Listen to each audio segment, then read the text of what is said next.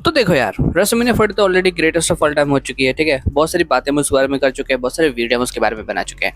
लेकिन आज के लिए मैं कुछ आपके लिए कुछ स्पेशल वीडियो लेके आया हूँ, जो कि है बॉचेस बॉचेस, यानी कि मिस्टेक जो आपने नोटिस नहीं की होगी रेसलमेनिया 40 में, पर ऑफ कोर्स मैंने की है। तो उन्हीं मिस्टेक को मैं आपको जो है आज बताने वाला हूँ इस वीडियो में। Hey guys, you are watching wrestling world, let's begin. शुरुआत कर लेते हैं सबसे पहले बॉच के बारे में, जो कि हुआ था न्यू कैच रिपब्लिक के साथ। जो टैग टीम चैंपियनशिप का लैडर का जो मैच था, उसमें जब जो न्यू चैट रिपब्लिक एंट्री करती है तो पीछे जो है ग्राफिक्स ऑसम ट्रुथ यानी कि मिज और ट्रुथ का था। और ये चीज़ देखने के बाद जो है माइकल कोल भी बहुत ज़्यादा हंस रहे थे कमेंट्री में, और उन्होंने मेंशन किया। और इसे हंसने से एक चीज़ बात क्लियर होती है कि इस चीज़ को बहुत लाइटली लिया गया। ऐसा नहीं है कि अगर हम शायद विंस मैकमैन की एरा में होते तो इस चीज़ पे बहुत ज़्यादा सीरियस प्रॉब्लम क्रिएट हो सकती थी उस ग्राफिक वाले के पास। लेकिन क्योंकि चीज़ें मिस्टेक हो जाती है, एंड मिस्टेक्स हर कोई भी कर सकता है, तो इसी वजह से जो है इस चीज़ को लाइटली लिया, इतना ज़्यादा इसका बड़ा इशू नहीं बनाया।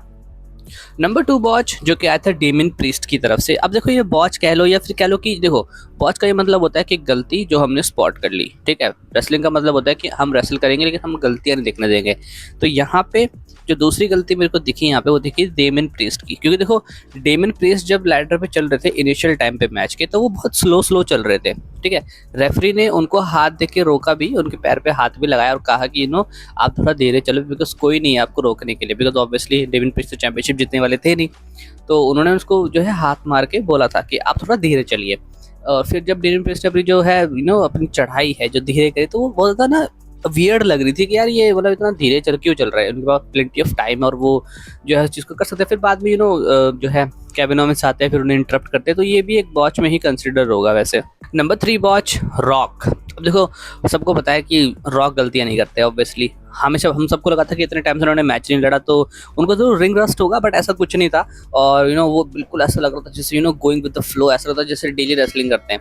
बट इसमें उनसे भी एक गलती हो गई, उनका जो नी था वो बकल अप हो गया। जब वो पंच मारते हैं सेथ रॉलिंस को, आई थिंक, और पंच मार के वो एकदम से पीछे आते हैं और उनका जो फेस है आई थिंक वो टर्न बकल पे लगता है। और वो बहुत वियर्ड सा मोमेंट था। मैंने भी जब देखा पहली बार तो मुझे लगा यार ये कैसा रिएक्शन है।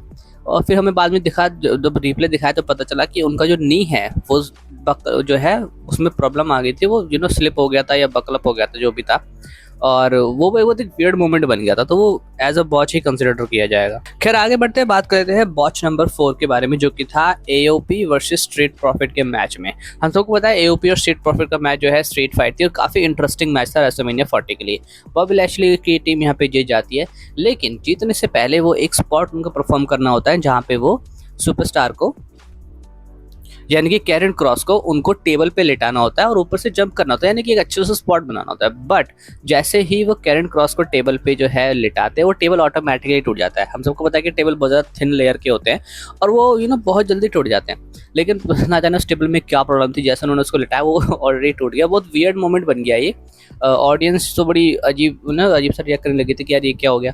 पर अच्छा हुआ कि स्ट्रीट प्रॉफिट ने इस चीज़ को अच्छे से जो है संभाल लिया और फिर दूसरा टेबल लेके आया और फिर सेम स्पॉट को दोबारा परफॉर्म किया। बढ़ते हैं नंबर 6 बॉच की तरफ, जो कि आया था स्नूप डॉग की तरफ से। देखो, रेसलमेनिया का मेन इवेंट शुरू होने से पहले ना बिल्कुल लास्ट में एक चीज़ को हमेशा क्लियर किया जाता है कि कितने लोग आए हैं, कितनी अटेंडेंस है।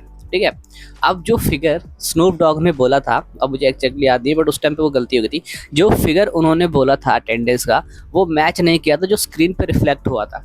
और ये बहुत ऑकवर्ड सिचुएशन हो गई थी, बिकॉज आई मीन ऑब्वियसली आप कुछ बता रहे हो स्क्रीन के ऊपर कि आज इतने लोग आए, और फिर जब स्क्रीन के ऊपर वो नंबर एक्चुअली जो है ग्राफिक्स में दिखता है तो वो डिफरेंट होता है। तो वो बहुत ज़्यादा वियर्ड मोमेंट हो गया था कि यार ये क्या, इन्होंने जो बोला है एग्जैक्टली वो तो हुआ नहीं।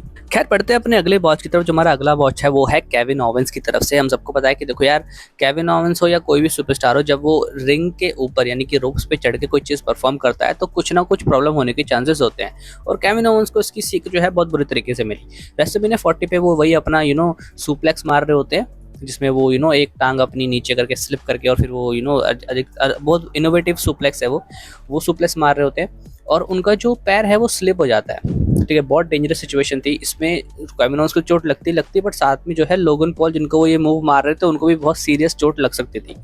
But as a Kevin Owens very experience superstar, उन्होंने इस चीज़ को बहुत सेफली जो है एग्जीक्यूट किया और जो है सेफ लैंडिंग हुई एट द एंड जो है लोगन पॉल और केविन ओवेंस दोनों की। खैर बढ़ते हैं अपने लास्ट बॉच की तरफ, जो कि आई थिंक सबसे बड़ा बॉच है। ये नहीं होना चाहिए था और ये बहुत ही 1% लोगों ने देखा होगा।